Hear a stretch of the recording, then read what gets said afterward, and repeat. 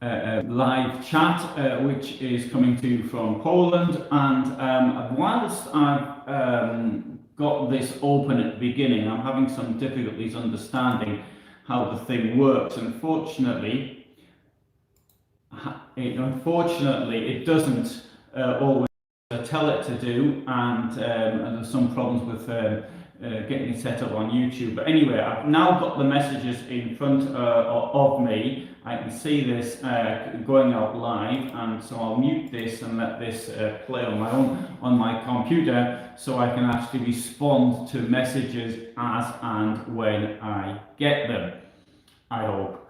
So I'm now in as I said, in central Poland, and it's still pretty cold here. In fact, this evening I will be showing a video which I actually videoed outside my van yesterday to show you what the weather was like then. This was the third day of minus 14 degrees centigrade, and having said today it's really roasting. It's like minus 7, so the temperature's got somewhat better. In fact, I took the opportunity to leave the windows on my camper van roof open, so I could air the place out a bit. So hello Annie, and so there's only 3 of us or 4 of us here at the moment, but somebody else may join a little bit later.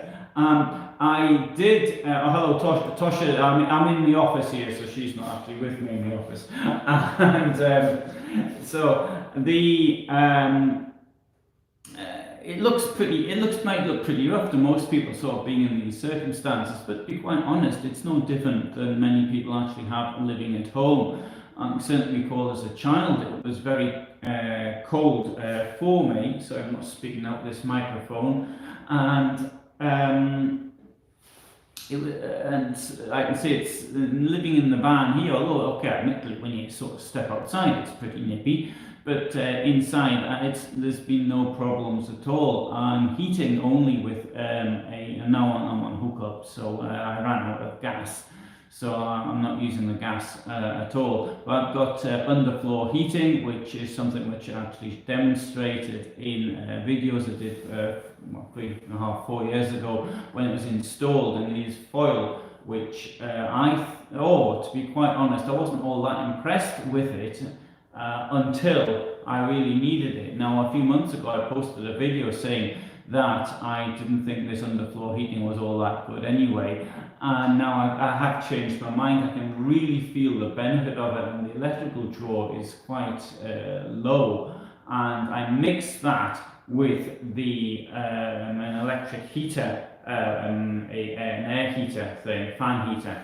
and with the 2 of them, to be quite honest, even in temperatures like it's in the minus 1 when it went down to minus 22, and I've got no problems. Earlier in the van I had something called a heat pump, and for air conditioning it was great. I mean, for keeping it cool in the summer, that was brilliant. Also the electric draw, in the summer I could actually have it running off my lithium battery, so that was brilliant. But in the winter it wasn't so good. Even tried something like there was a thermostat inside it, and tried taking the thermostat out and putting it on the other side of the room, which obviously had to be connected to via a wire. But even doing that, it wasn't really much good. Also, it made quite a lot of noise, and so I accept the fact that also the fan heater makes a noise. It's not silent, but it's not too bad on the whole. Now, one thing I have been thinking of doing is to try and make a regular time now for the last, whatever it is, 2 years or so, no, more than that, 3 years, and I have been doing I've been doing the videos at the same time. So now in my time, 21:15 they come out, or it's 20:15 in the UK, or for those in Texas, it's I think it's 8 hours behind. So whatever that is, and so but it always comes out at the same time. Now, it occurred to me that I could try and do a live broadcast, sort of something like this, at the same time on Saturday, so that'll be 1700 my time, 1600 your time if you're in the UK, and if you're in Texas it'll be what's that say, 8 o'clock, something like that, whatever. And that would be, I try and keep that as a regular feature. It might be a bit difficult if I'm sort of travelling in certain places, but I could try and do that. I do appreciate that people who may have questions about camping and things like that can sort of ask them directly. And to be quite honest, I'd rather actually do something, because people sort of write to me and they ask the same questions all the time, and they don't. So I mean, I just find myself repeating the same, writing the same thing to everybody. And one of the questions I get all the time is, can I help somebody get a van? The answer is no, I can't. If you're going to have to wait a year, I can't go and speak to the manufacturers on your behalf, even if I know them. I don't think they'll come out it'll come out any quicker. So hello to Ellen, and it was a cold day there in the UK, and Peter is in Bergen at 17:05, same time as it is here, and Bergen, Norway. I suspect the temperature in Bergen won't be much below what it is for me here. Of course, it'll be worse because the air will be wet, humid climate, and therefore you'll feel it more than possibly I'm feeling it right this very moment. And I've wanted to, I've been living in a van now. It was 10 years last month since I bought my first van, and on the winters I tended to, as much as I go south or to avoid them altogether. So my first year in the van, I went to California, and then so that sort of set off the way of doing things. Second year I was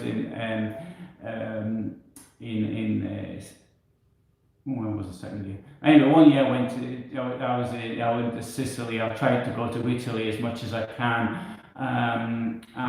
Last year I really had to come back quite quickly, but I was in southern Germany. The year before that, I was in Austria.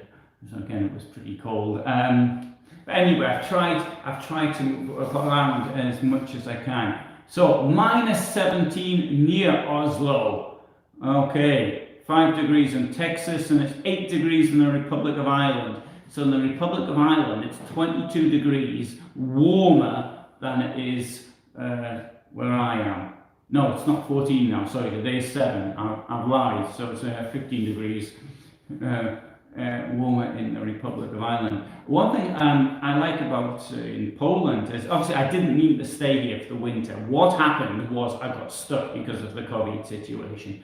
And when things to sort of do, I was going to go to an event which got cancelled, and then I was going to be moving on further south, but then the border problem, well, they didn't really want tourists, which is perfectly understandable.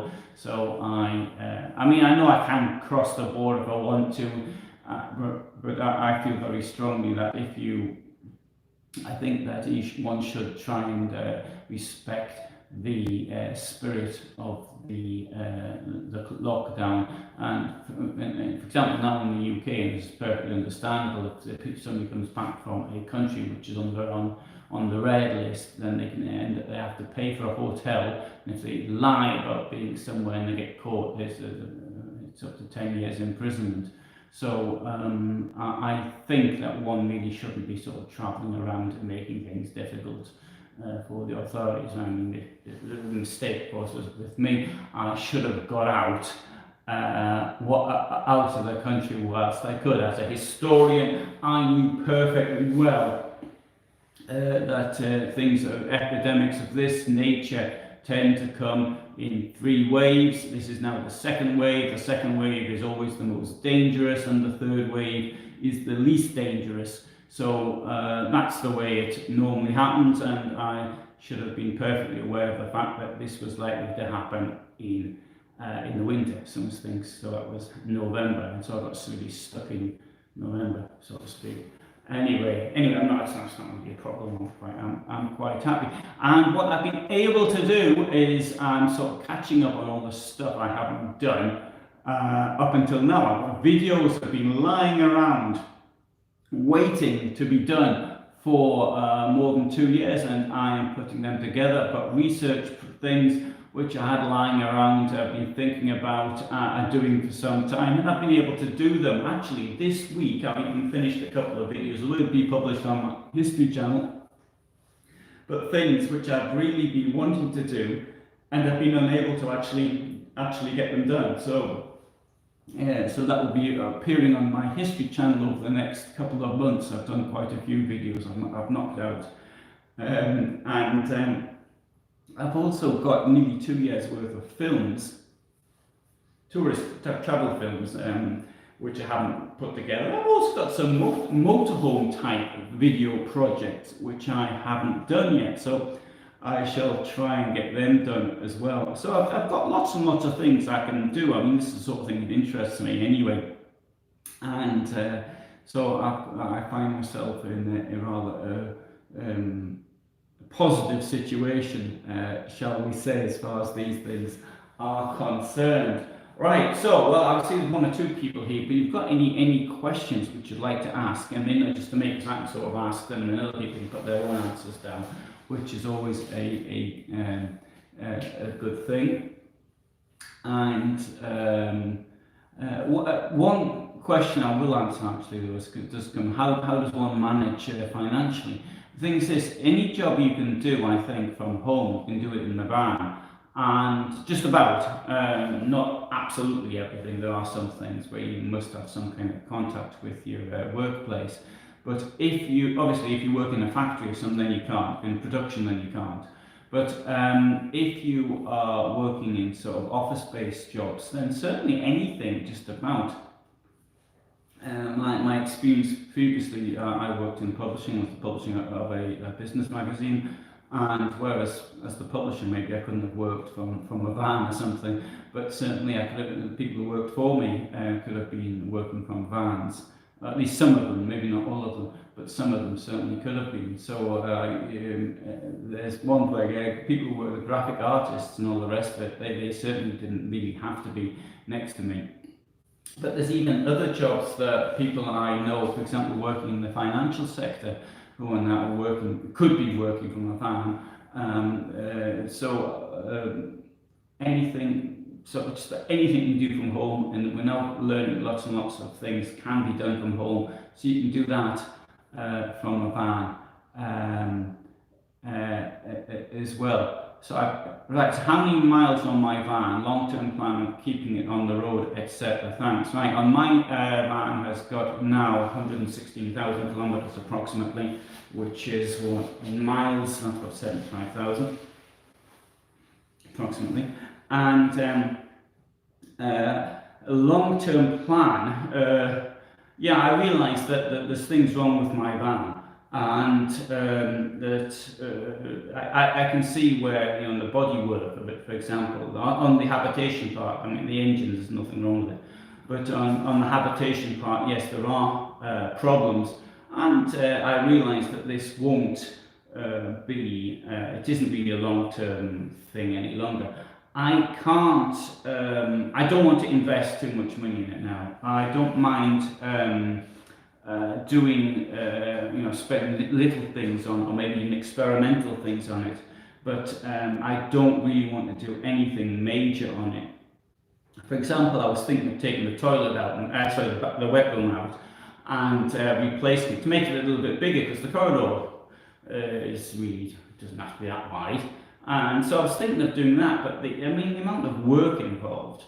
And there's things, 4 years ago, we did this motorhome rebuild, which still isn't finished. I've still got the materials lying around.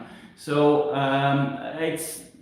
it may, I don't know what the plan is. I've still got this sprinter to do as well. So they're just sort of ideas. So Annie says that when she goes out of town, she'd always pack a battery-operated heater fan. It's a fan and heater combination. Yeah, the problem with that is though that battery cannot give much power because the way you transfer stored energy in the form of electricity into heat energy, heat energy you really do need a lot. So you won't anything that's battery powered. You might get heard of these battery powered demisters, for example, which you can use on the car, the inside of the windshield, as they say in the United States, and which gets rid of condensation or something like that. Well, that might work, but you can't get much heat out of a battery. Even if you were looking around a car battery, for example, or something like that, even if it's, my battery I've got in my vehicle is 250 amps. Well, to be quite honest, the amount of heat you're going to get off that's like 3 kilowatts. So I could get 3 hours heating off it at 1 kilowatt an hour, if it were 100% efficient, which it isn't. So batteries aren't really all that effective. Am I mostly stationed in Poland? Yes, I'm sort of based here more than anywhere else. As far as I'm concerned, there's 3 countries, or 4 maybe, you can take a visit on a regular basis, which are Poland, Germany, Italy, and the United Kingdom. And so in the United Kingdom, I'll go there normally December, January, and obviously for this year I couldn't for obvious reasons. And though I will be there in the summer this year. I like to be in Poland in the summer. Summer in Poland is very nice. It's a very pleasant place to go in the summer. And in Germany, I do these videos and things when I go to trade fairs. And what I used to do before I did this, I used to have to go to Germany as well. Is it lonely on my own? That's a very good question. Yes, in a way it is. I tend to know, I know lots of people in lots of places, but I think for me personally, I get lonelier when I'm in a really nice place and I go by myself, and that for me is I think about the most difficult situation. Where am I from? I'm from Newcastle in the United Kingdom. That's why I have an accent the way I do, although I left there many years ago. I'm sort of thinking of going back there this summer, but that hasn't been decided. Also, I will go to the United Kingdom, but I won't be going there by the van. I'll go there. I don't know how I'm getting there yet. Probably by plane. And if I travel there, also I don't know, I might use something like blah blah car, or I might just use the train, depends what I'm feeling like. But I went to Newcastle in 2010, and to me this was a really fascinating trip. I hadn't been there for around 20 years. No, not true, sorry, I had been there. I went there twice. I've been there 3 times in the previous 20 years. And what I did was, there's a film called Get Carter.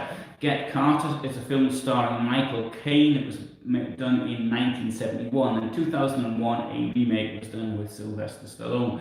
And so this was filmed, sort of where I come from, sort of thing, and this is what it looked like when I was a child. And so what I really wanted, I filmed some of the locations used in the film. Now I'm too young to actually remember when the film was actually shot. I mean, I do remember 1 or 2 things vaguely from 1971, but I don't remember anything about when the film was shot. But what I did do was I was able to compare what it looked like then to what it looks like now.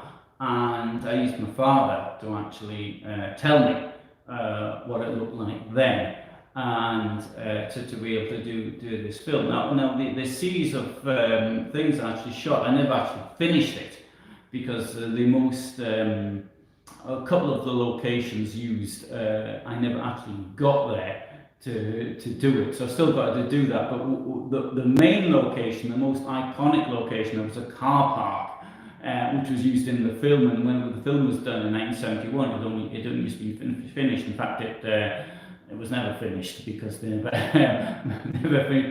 But in 2010, it was pulled down. So I actually managed to see it just before it was pulled down. I filmed it the beginning of August and the end of August 2010, and then you can really see the difference. Anyway, so that's the sort of thing I'm interested in. What do I think of the Portuguese decision to ban wild camping? I think anything like this is going to be very difficult to enforce. And I read the law. I know Portuguese, so I have to read it. So sorry, I don't speak it as well. But I don't see how they're going to enforce it. And there is a difference, which I've always tried to say, between camping on the one hand and parking on the other. And I think what I'm doing here, for example, I'm parking. I'm not camping. I mean, they wouldn't mind that, I suppose, but well, there's no way to put sort of tables and chairs outside. This is the difference. I think I would call camping staying in the same place over a longer period, putting out tables and chairs, or even a mat outside, or the dog's bowl outside, something like that. I mean, I have just stopped somewhere and put the bowl outside, but I've done that in the summer. But I wouldn't really consider that camping. I don't know. I'm going to interpret camping as anything to put outside. Now, if you stop somewhere, and if you stop the night in the UK, you've got these things all over the place. Say no overnight stays, or no overnight sleeping, or something like that. How are they going to enforce that?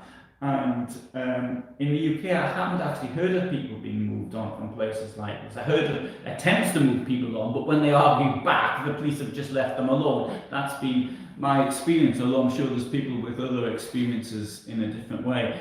I understand why Portugal's done it, but I don't think they've thought this one through. I think, particularly at a time when Portugal introduced earlier this year, end of last year, a thing for remote workers could go to a remote living location in the Azores, and they thought and the idea was they provide the services.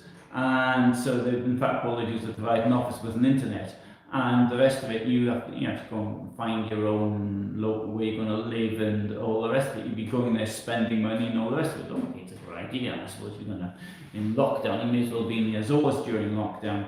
So they've got that, which is really advanced, but at the same time they've got this trying to stop campers. And I can understand it in the Algarve, but in the north.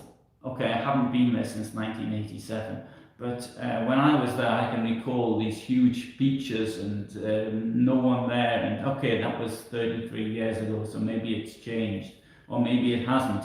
And I would have thought that in times of COVID, any form of tourism is welcome, and by banning motorhomes, it's not going to resolve the problem. And I would also refer to something that I used to do when I was in my 20s. There was a thing called an Interrail ticket, which gives you unlimited travel throughout Europe for a month. And the first time, I think it was £92. Well, it's at the beginning of the 80s now. But I think it's about 140, 150 or something like pounds. And by the end of the 80s, and anyway, so up to under 26s, then there was a new ticket for over 26s, and but there were, in some countries, they didn't want these people. And I like the fact, you go into Greece and you get all these people from Northern Europe and Germany and Britain and Scandinavia, and they'll all be sleeping on the platform. Or you get in Bologna as well, like we call it. But in Greece, you're at Athens station, I think you're getting woken up. And I realise that people doing that don't really tend to spend much money, but if you stop people like that going, they might not want to come back later. So anyway, that's how I see that. Okay, so yes, Annie makes a comment. My mother actually wants me to get lonely also when one is surrounded by people. Yes, I certainly can do. I can understand. Them. Hello to Danny. And so Peter went to Newcastle for 4 hours. So Peter must have seen everything there. And there's a ship going between Bergen and Newcastle, and indeed from where I normally stay. Now when I go there, I was overlooking the Tyne, and you can see the sea as well. So there's this one chair which I'll go and sit in. And I like sitting in this chair for hours and hours. It's in a place called Dockeray Square, which is in North Shields. And I like sitting on this chair, looking out to the mouth of the Tyne and the North Sea. Beyond, you can see the ships coming in and out. And think about what it used to be like there. There's famous photographs showing a ship called the Mauretania, which I think was the fastest ship to go across the Atlantic in 1908. And I might have got that wrong. But anyway, the Mauretania luxury ship, in the age of the Titanic, came built just before the Titanic was, and so this was sort of the pride of Newcastle, so to speak. The Titanic was built in Belfast, and anyway, so but this is a scene of the Mauretania leaving the Tyne just after being built, and behind it you can see this place which I mentioned, the Dockeray Square, where the lighthouse. There's 3 lighthouses there. And you can see them in this painting. I'll have to do a video on that because I think that one is quite curious. Do I have bricks and mortar too? Yes, I do have a house, and but I don't really want to go and live there. If I'm in the UK, I tend to stay with relatives rather than go there. But I don't go there anyway. So. I don't really want to. I mean, so if I'm going to be spending, say, a month in the UK, I'd much rather spend that time with relatives rather than be by myself. So that you think, well, I've got somewhere to go back to. Well, maybe I have. I've got there's things I wanted to do. I wanted to buy a place in Sicily. In southern Italy, I set my heart on this. So I went down there, I bought a van to find out what it was like, and I went down there. Then when I was down there, I found out I liked living in a motorhome more than I liked living in a house. And the place I thought about, I got there, I saw it all in the paper and it looked great, but when I got there and I saw that there was hardly anybody there, and I thought, and it was a couple of kilometres from the village, and I thought, this isn't for me.